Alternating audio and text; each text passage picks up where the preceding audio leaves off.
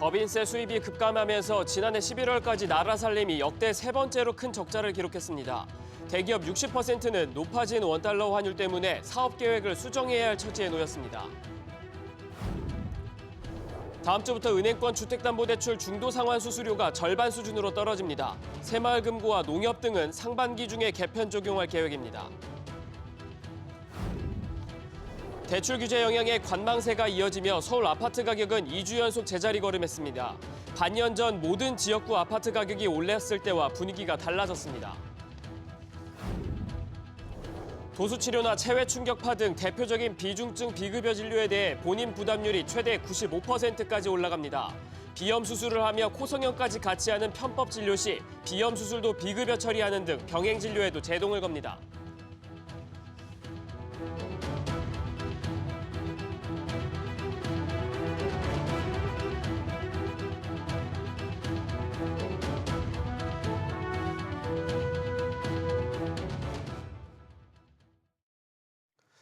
여러분 안녕하십니까? 뉴스 시작합니다.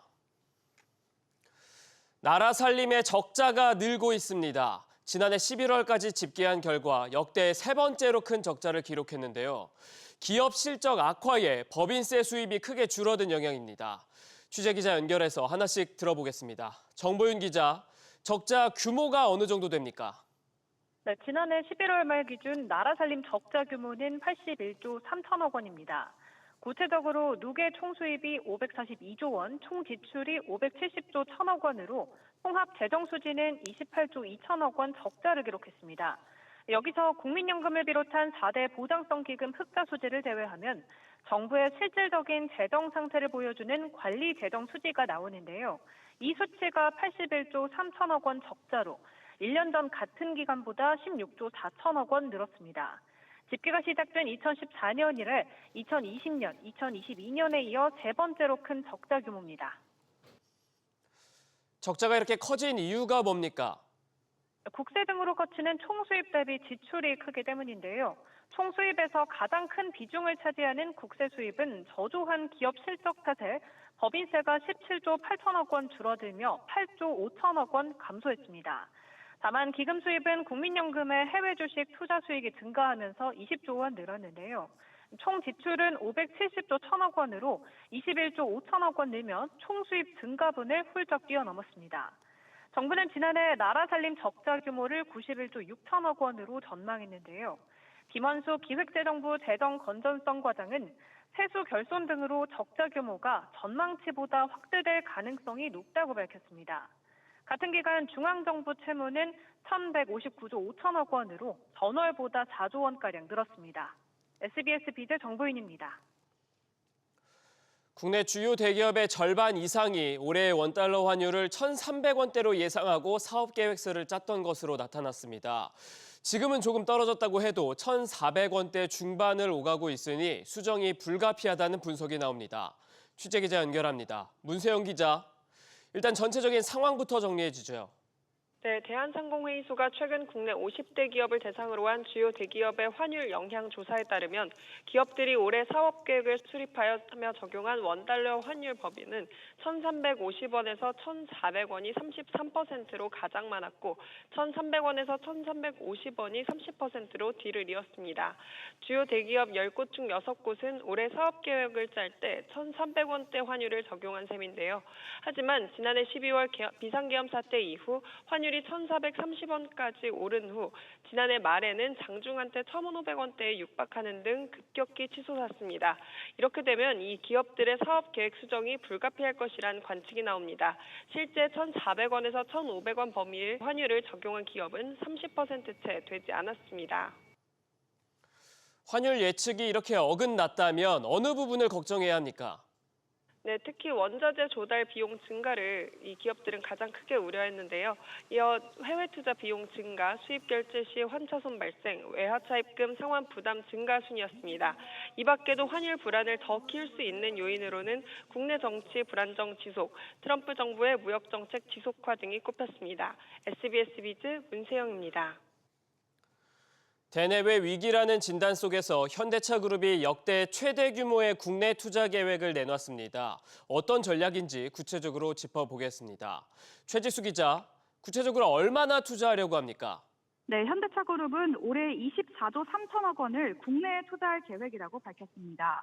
지난해보다 3조 9천억 원, 19% 늘어난 금액으로 연간 기준 역대 최대입니다.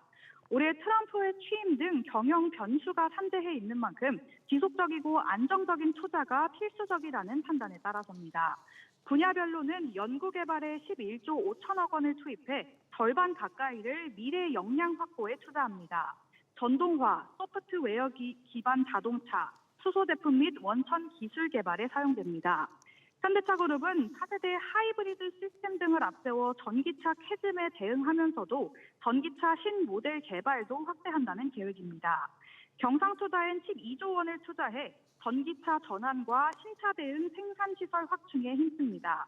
전략투자엔 8천억 원을 투입해 자율주행, 인공지능 등 미래사업 경쟁력을 높입니다. 북미 시장은 투트랙 전략으로 공략한다고요? 네, 그렇습니다. 현대차 미국 판매법인은 미국 최대 전자상거래 플랫폼 아마존에서 자동차를 구매할 수 있는 서비스를 시작했다고 현지 시간 7일 밝혔습니다. 현지 온라인 판매망 확보로 소비자 접근성을 키워 북미 시장에서 경쟁력을 확보할 수 있을 것으로 보입니다. 회사 측에 따르면 미국 전역 소비자는 아마존 오토스에서 차량을 선택해 결제한 뒤 현지 현대차 딜러 매장에서 차량을 인도받을 수 있습니다. 또 현대제철은 미국 남부 지역에 차량용 강판 생산을 목적으로 제철소 건립을 검토하고 있는데요. 현대제철이 현지에서 생산한 강판을 현대차그룹이 차량 생산에 활용해 보편 관세에 대응한다는 전략으로 풀이됩니다. SBS 비즈 최지수입니다. 내수를 살리기 위해서 임시공휴일을 지정해 6일 연휴 기간을 만들었죠. 여기에 정부가 설 연휴 기간 여행 비용도 일부 지원합니다. 또 배추나 무 등 성수품 물가 대책도 내놨습니다. 박규준 기자, 정부가 내놓은 명절 혜택 정리해볼까요?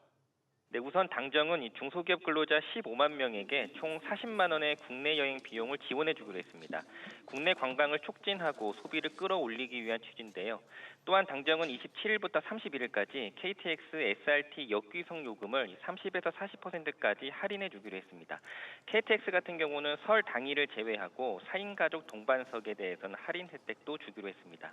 이 밖에 5조 5천억 원 규모의 온누리 상품권을 발행하고 할인율을 15%까지 올려서 소비 진작에 나선다는 계획입니다.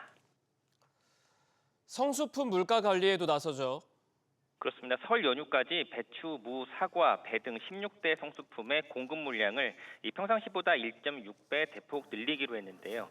이달 초 기준 설 성수품인 배추와 무의 가격이 1년 전보다 58에서 77% 큰 폭으로 오르자 공급을 늘려서 물가를 잡겠다는 겁니다. 송민영 농림축산식품부 장관은 농산물은 지난해부터 이어진 빈번한 이상기후 등으로 수급 여건이 녹록지 않은 상황이라며 정부 비축 물량 등을 적극 시장에 풀기로 했습니다. 이 밖에 소상공인들에 대한 자금 지원도 이루어지는데요. 중소벤처기업부에 따르면 중소기업 소상공인을 대상으로 설 명절 기간에는 1조 7천억 원, 올 한 해 통틀어서 26조 5천억 원의 정책 금융이 제공됩니다. SBS 비즈 박규준입니다. 여윳돈이 생겨서 빌린 대출금 조금 빨리 갚으려고 하면 수수료를 내라고 합니다. 이 수수료 부담이 그동안 상당했는데요. 다음 주부터는 지금보다 절반 넘게 줄어듭니다. 취재기자 연결합니다. 정동진 기자, 중도상환 수수료 얼마나 줄어듭니까? 평균 60%가량 낮아집니다. 은행권 고정금리 주택담보대출은 수수료율이 현재 1.43%에서 0.56%로 0.87%포인트 내려가고 변동금리 신용대출은 0.83%에서 0.11%로 0.72%포인트 낮아질 전망입니다. 5대 시중은행별로 비교해보면 고정형 주택담보대출의 경우 중도상환 수수료가 가장 큰 폭으로 낮아지는 곳은 KB국민은행으로 0.58%의 수수료율이 적용되고요. 우리은행이 0.74%로 가장 높습니다. 신용대출은 가장 많이 내리는 농협은행의 경우 기존엔 0.6%를 적용하던 중도상환 수수료율을 오는 13일부터 0.01%로 내립니다. 다른 시중은행 역시 0.01%부터 0.04% 수준까지 내립니다. 이금융권도 내려갑니까? 그렇습니다. 주담대의 경우 저축은행은 평균 1.64%에서 1.24%로 신협은 1.61%에서 0.45%로 중도상환 수수료가 낮아집니다. 신용대출 역시 저축은행 업권이 1.64%에서 1.33%로 소폭 내려가는 가운데 신협은 0.04%까지 떨어집니다. 다만 오는 13일 전에 이뤄진 대출 계약에 대해 중도 상환하는 경우라면 개편 수수료율이 적용되지 않습니다. 또 금소법의 적용을 받지 않는 새마을금고와 농협, 수협조합 등에도 개편 방안이 당장엔 적용되지 않는데요. 금융위는 올해 상반기 중엔 이들 업권에도 개편 방안을 도입할 계획이라고 밝혔습니다. 금융위 관계자는 최근 3년간 금리가 오르면서 기회비용이 줄어든 데 따라 중도상환 수수료도 대부분 낮아졌다고 설명했는데요. 다만 현재는 금리 인하기라 앞으로는 중도상환 수수료가 오를 수도 있다고 부연했습니다. 중도상환 수수료율은 매년 1월 금융사가 속한 금융협회별 홈페이지에 공시될 예정입니다. SBS 비즈 정동진입니다.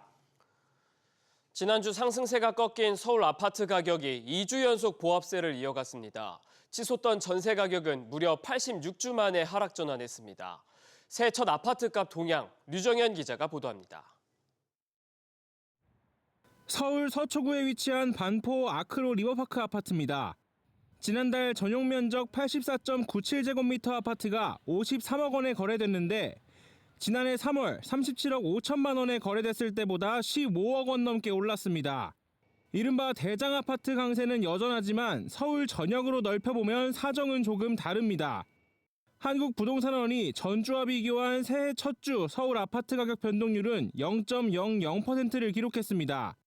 지난주 41주 안에 오름세가 멈췄던 흐름을 이번 주에도 이어가는 겁니다. 전체 25개 지역구 가운데 14개 지역구가 변동이 없거나 아파트 가격이 하락했습니다. 약 6개월 전인 지난해 6월 말 기준 모든 지역구 아파트 가격이 올랐을 때와는 확연히 다른 분위기입니다. 다만 그런 와중에도 일부 선호단지를 중심으로 인기 지역의 상승세는 지속됐습니다. 강북에서는 용산구와 성동구가 0.04% 상승했고 강남권에서는 서초구와 송파구가 0.03% 올랐습니다. 대출 규제 영향 플러스 정치 혹은 제도적인 변화에 대한 이제 지속성 이런 거에 대한 불안감도 있는 거고요. 여러 가지가 섞이다 보니까 수요자가 의사결정을 하기가 이제 주저하는 상황이 됩니다. 여기에 계절적 비수기도 겹치면서 당분간 아파트 매매 관망세는 지속될 전망입니다. SBS 비즈 유정현입니다. 탄핵 관련 소식 전해드립니다. 국회에서는 윤석열 대통령 체포영장 집행과 관련한 긴급 현안 질의가 열리고 있습니다. 오동훈 고위공직자 범죄수사처장이 출석한 가운데 여야 의원들의 공세가 이어지고 있는데요. 취재기자 연결해서 자세한 소식 들어봅니다. 우영준 기자. 네, 우영준입니다. 네, 긴급 현안 질의에서 어떤 내용이 오갔습니까? 네, 오동훈 공수처장은 윤석열 대통령이 체포영장 집행에 응하지 않고 있는 것에 대해 법치주의의 근간을 흔드는 매우 위법적인 사태라고 비판했습니다. 그러면서 경호권으로 영장 집행을 막으면은 도주 우려를 증가시키는 것이라고 이렇게 지적을 했습니다. 오 처장은 정부의 협조를 구한다는 입장을 밝히기도 했는데요. 특히 최상목 대통령 권한대행을 향해 최 권한대행은 위법한 경호권 발동과 관련해 경호처장과 차장에 대한 인사권조로서 적절한 조치를 취할 의무가 있다고 생각한다고 촉구했습니다. 이어 서울경찰청 소속 경비단에게 대통령 관저 방어 업무를 수행할 것을 지시했다는 의혹이 언론에 보도되고 있다며 대단히 부적절한 언사라고 생각한다고 지적했습니다. 또 국민의힘 의원들 일부가 윤 대통령 관저로 가서 영장 집행을 방해하는 것을 두고는 공무집행 방해라고 발언하자 고성이 오갔습니다. 윤 대통령 변호인단도 기자회견을 가졌죠. 네, 오후에 열린 기자회견에선 윤석열 대통령이 비상계엄 목적을 달성치 못할까 걱정하고 있다고 변호인단은 밝혔습니다. 또 헌법재판소에서 탄핵소추가 인용되면 수긍한다고도 전했는데요. 다만 공수처가 서울 서부지법에서 발부받은 체포영장에 대해선 받아들일 수 없다고 재차 강조했습니다. 그러면서 2차 체포영장과 관련해선 또다시 헌법재판소에 권한쟁의 심판 및 효력정지 가처분 신청을 냈고 헌재는 어제 이를 접수했다고 밝혔습니다. 헌재는 또 오후 브리핑에서 비상계엄 관련 수사 자료를 경찰청과 국방부, 검찰단, 서울중앙지검으로부터 확보했다고 설명했는데요. 다만 수사 기록의 구체적인 분량과 내용은 확인해주기 어렵다고 덧붙였습니다. SBS 미주 우영준입니다.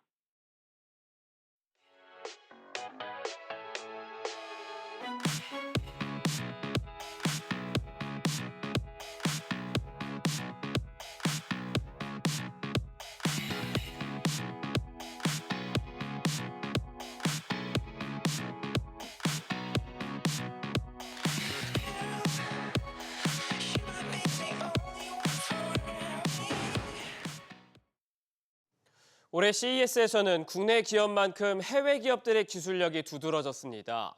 중국이 신기술로 무장해 규모로 밀어붙이고 일본 기업들도 고유 기술의 경쟁력을 뽐내면서 국내 기업들의 입지를 위협했습니다.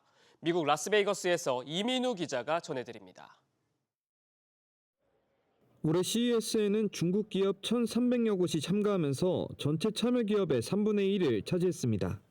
그동안은 이제 중국의 위협에 대한 인식 단계였죠. 이제부터는 그 인식을 실제 대응을 위한 실행 단계로 옮겨야 되는 그런 시기가 왔다고 봅니다. 가장 눈에 띄는 위치에 삼성과 LG 등 국내 기업 부스가 있는데 벽 하나를 두고 중국 가전업체 TCL 전시관이 자리 잡았습니다. TCL은 삼성전자와 LG전자에 이어 AI 로봇 에이미를 공개했고 증강현실 안경을 선보였습니다. 또 다른 중국 가전업체 하이센스는 차량 후면과 바퀴 등 모든 면의 디스플레이를 단 컨셉카를 선보였고 인공지능 AI 기술을 적용한 최대 163인치 초대형 TV도 관람객들의 눈을 사로잡았습니다.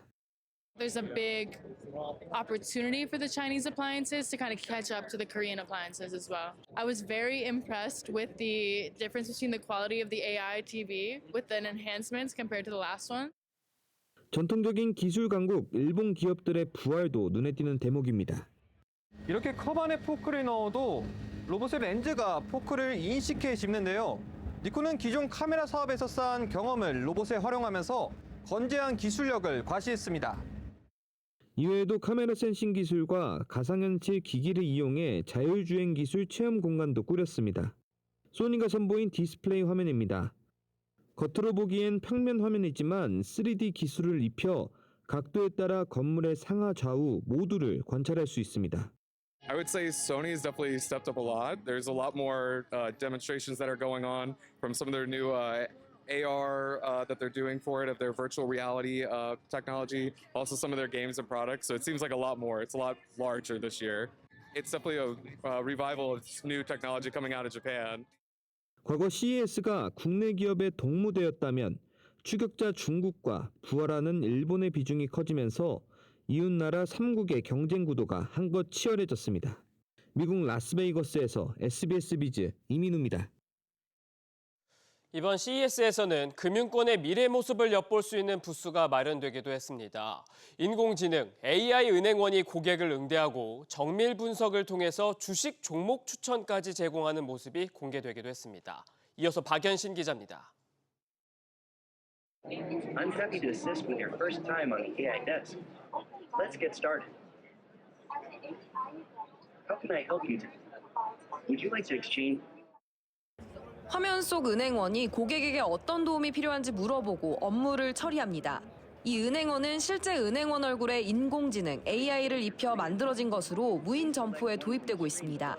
계좌 개설부터 환전과 각종 은행 서류 발급까지 은행 창구에서만 할 수 있던 업무를 언제든 가능하도록 만들어졌습니다. AI 은행원의 설명에 따라 원하는 금액을 입력한 뒤 바로 옆 기기에서 기다리면 시간과 장소에 구애 없이 단 1분 만에 환전을 통해 달러를 수령할 수 있습니다. Yes, it seems like it's a very user-friendly utilization. It's easy to use and it's very digital. So, yeah, I feel comfortable using it. 저녁 시간이라던가 주말 시간에도 고객들이 편리하게 은행 업무를 보실 수가 있고요. 이 AI 점포들을 많이 확대를 해서 접근 편리성도 많이 가져갈 예정이고요. 생산적이고 좀 더 상담에 더 집중을 할 수 있게 될 것으로 기대하고 있습니다. 지난해 발생한 ELS 불안전 판매 등의 재발을 막기 위해 AI가 투자 종목을 분석한 뒤 추천해주는 시스템도 개발됐습니다. 지난달 금융당국의 혁신금융 서비스로 지정돼 올 상반기 중 고객에게 공개될 이 서비스는 곧 수어 버전으로도 나옵니다. AI 기반 미래 금융 기술이 실제 현장에 어떤 변화를 가져올지 기대를 모으고 있습니다. 미국 라스베이거스에서 SBS 비즈 박연신입니다. 실손보험만 믿고 과잉 진료가 빈번한 비급여 진료를 정부가 대대적으로 손질합니다. 치료비의 최대 95%를 본인이 직접 부담하게 됩니다. 취재기자 연결해서 자세히 들어봅니다. 이정민 기자. 네, 이정민입니다. 네, 본인 부담이 커지는 진료들 어떤 것들이 있습니까? 네, 과잉 진료가 흔한 도수 치료와 무릎 주사, 영양 주사 등이 꼽힙니다. 이런 비급여 진료를 앞으로는 관리급여로 따로 분류할 계획인데요. 실손보험에 가입해도 환자 본인 부담률이 최대 95%까지 높아집니다. 또 마늘 주사, 신데렐라 주사 등 마케팅을 위한 각종 명칭도 성분을 기반으로 통일하고 가격도 공개하기로 했습니다. 비염 수술을 하며 코 성형까지 같이 하는 등 건강보험이 적용되는 진료에 보험 적용이 안 되는 진료를 끼워 치료하는 병행 치료도 제한되는데요.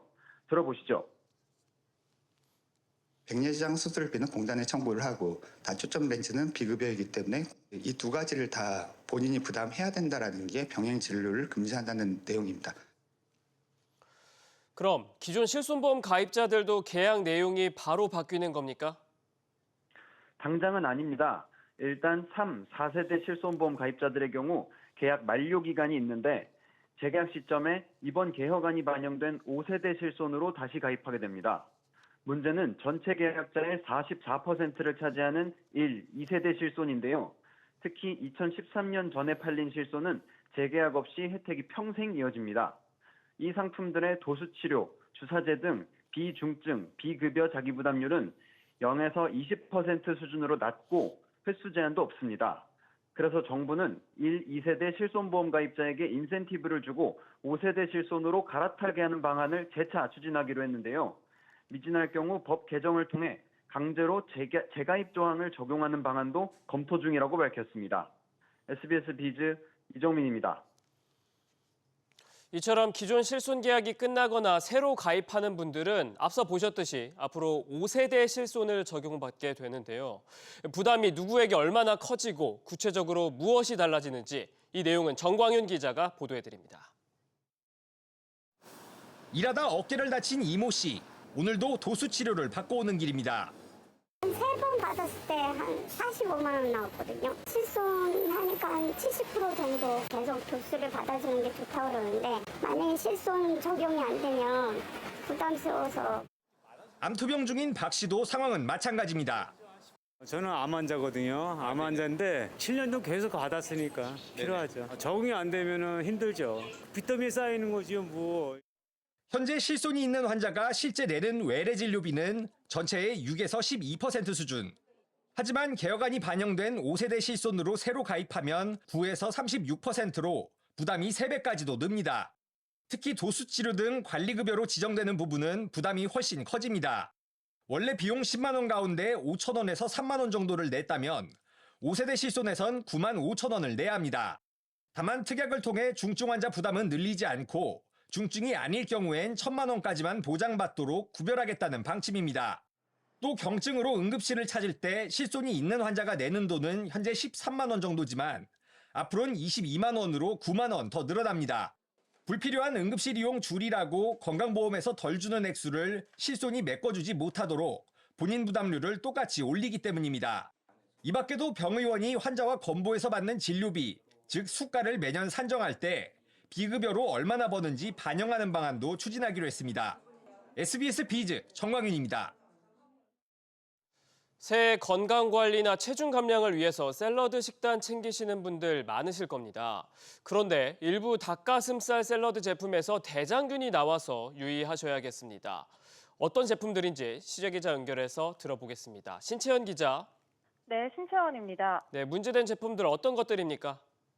네, 한국소비자원이 온라인 플랫폼에서 판매되는 정기배송 닭가슴살 샐러드 30개 제품을 조사한 결과 13개 제품에서 기준을 초과하는 대장균이 검출됐습니다.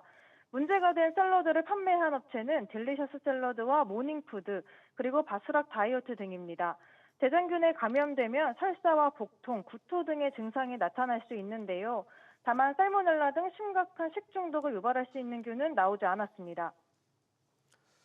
성분 등이 광고하는 다른 제품들도 나왔다고요? 네, 저염과 저열량 등 영양 강조 광고를 한 6개 제품 가운데 5개는 영양 강조 표시 기준에 적합하지 않은 것으로 나타났습니다. 저염식이라면 소금 함량이 100g당 305mg 미만이어야 하는데 파메이트 제품의 경우 799mg으로 기준치를 2.5배 초과했고 플러비 샐러드의 제품도 2배가 넘었습니다. 또 여러 업계는 소비기한 등 필수적인 표시사항을 누락했습니다. 소비자원은 영양 성분 함량을 꼼꼼하게 확인하고 샐러드를 배송받은 즉시 냉장 보관해야 한다고 강조했습니다. SBS 비즈 신채원입니다. 코스피가 닷새째 상승세를 이어갔습니다. 오늘 코스피는 어제보다 0.03% 오른 2,521.9에 장을 마쳤습니다. 외국인이 7,458억 원 순매수하며 한때 2,530선까지 올랐으나 기관과 개인의 순매도에 상승폭을 줄였습니다. 코스닥은 0.54% 오른 723.52에 마감하며 7거래일 연속 상승했고 5시 40분 기준 원달러 환율은 1,462원 20전에 거래 중입니다. 안녕하세요. K웨더 라이프스타일119 박유라입니다. 올겨울 들어 가장 추운 날씨를 보이고 있는데요. 내일도 강한 추위가 이어지겠습니다. 전국적으로 한파특보가 확대 강화된 가운데 아침 기온 서울이 영하 12도, 춘천은 영하 19도, 광주는 영하 10도까지 떨어지겠고요. 여기에 해안과 내륙으로 강풍특보가 내려지는 등 거센 바람까지 동반되면서 체감추위가 영하 15도에서 20도 안팎에 달하겠습니다. 따뜻한 옷차림을 하셔야겠습니다. 하늘은 대체로 맑겠지만 서해안과 제주 산간을 중심으로 폭설이 지속되겠습니다. 한때 소강 상태를 보일 때가 있겠고 주말까지 이어질 수 있는데요. 이례적으로 대설특보가 내려진 가운데 우선 모레까지의 눈의 양을 살펴보면 제주 산간 많은 곳에 30cm 이상, 전라 서해안 15cm 이상이 되겠고요. 그 밖의 지역도 최고 8cm 이상이 쌓이겠습니다. 안전사고에 각별히 유의하셔야겠습니다. 다음은 자세한 지역별 날씨입니다. 중부지방 낮 기온 서울 영하 2도, 춘천 영하 5도를 보이겠습니다. 동해안 낮에 속초 1도, 강릉은 2도에 머물겠습니다. 남부지방 낮 동안 광주 0도, 대구는 1도가 예상됩니다. 전해상으로 눈 또는 비가 오겠고요. 물결은 대부분 해상에서 최고 4에서 5m까지 매우 높게 일겠습니다. 한파 속에 다음 주 화요일은 영서로 눈 또는 비가 오겠습니다. 날씨였습니다. 오늘 저희가 준비한 소식은 여기까지입니다. 내일도 5시 55분에 찾아뵙겠습니다. 시청해주신 여러분 고맙습니다.